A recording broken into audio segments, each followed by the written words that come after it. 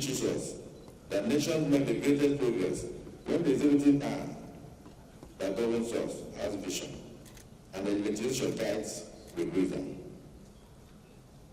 But they prosper most when both work hand in hand, not as rivals, but as close stewards of the national trust. In the United States, Mr. President, the Civil Rights Act and the space race were all made possible through executive-legislative cooperation. In Rwanda and Ghana, transformation was achieved through shared resolve between these two arms of government. In South Africa, Mandela's dream was realized through executive-legislative collaboration. The lesson is very clear. Where governance is in partnership, progress follows.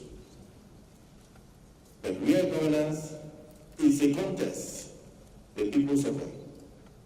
Therefore, as we convert 26 years of uninterrupted democratic governance, we must renew our national commitment to foster collaboration between the different arms of government and ignore the critics who decide to term the parliament rubber stamp.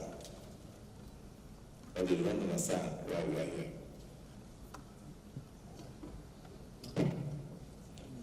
Democracy is not a gift, it is a trust that we must protect. To the youth, we must not treat democracy with apathy. To the civil society, we must not let memory fade. To the media, we must be held accountable through responsible journalism. And to every Nigerian, democracy must not be reduced to election days. It must live in our values. It must live in our institutions. And it must live in our daily lives. So let us preserve the memory of June 12th.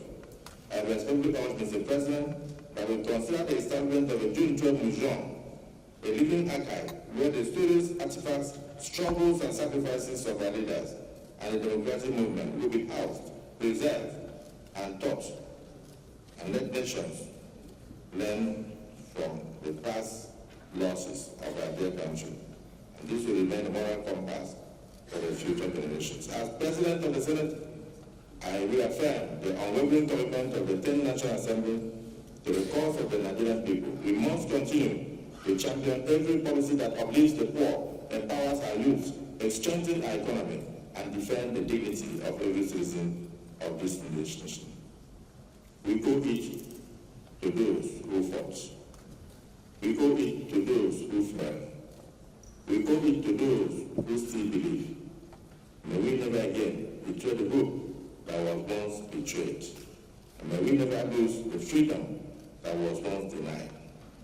Once again, Mr. President, welcome home to your chamber, which is not only the heartbeat of our nation's democracy, but your political home.